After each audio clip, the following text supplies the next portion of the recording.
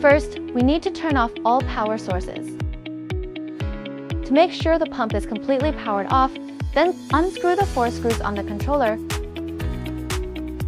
Next, remove the screws on the control panel.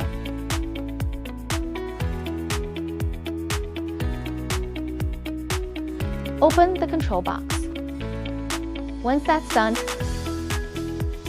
disconnect the connector from the control panel. Now, take out the old control panel. Install the new control panel in the same position.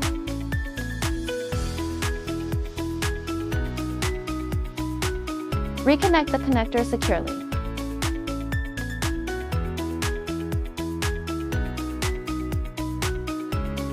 After tightening all the screws, the installation is complete.